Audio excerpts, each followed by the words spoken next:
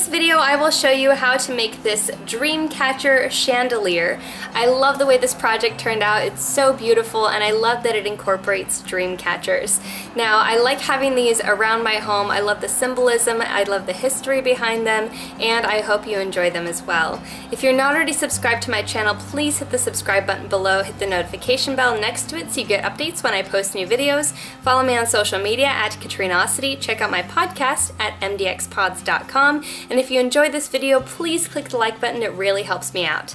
For this project, you'll need some grapevine, a small grapevine wreath, utility scissors, feathers in whatever color you prefer, beads in whatever color you prefer, and embroidery thread. Begin by unraveling your grapevine. Now, I got this coil of grapevine in the floral section at Michael's, and you can find this in just about any craft store that carries artificial florals or wreath making supplies. Once I unwrapped it, I figured out how big I wanted the top section of my chandelier to be compared to the bottom section, which is going to be the small wreath. Then I cut the grapevine in various sections. I didn't want to cut it just straight across all in one place. I wanted to cut it sort of staggered throughout. That way when I weave it together, all of the pieces are not just going to end in one place.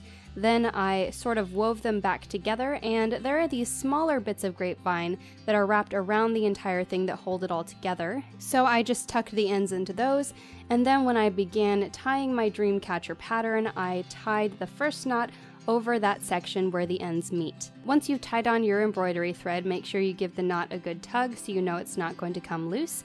Then carry it over a few inches and then wrap it over the top of the wreath, down around the outside and then up through the center, and between the wreath and the string itself. It's not going to make a knot, it's really just going to loop around, and the tension on the string, if you maintain it throughout, should hold everything in place.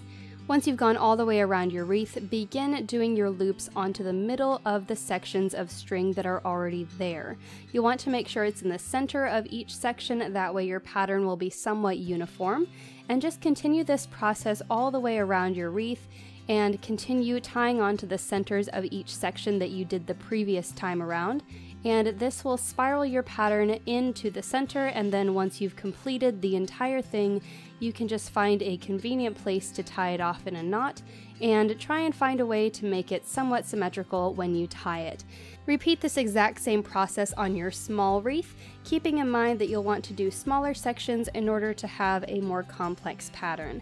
Then you can finish it off in the center and leave a string hanging if you like to add decoration later. Next, you'll want to see how far apart you want your sections of the chandelier to be.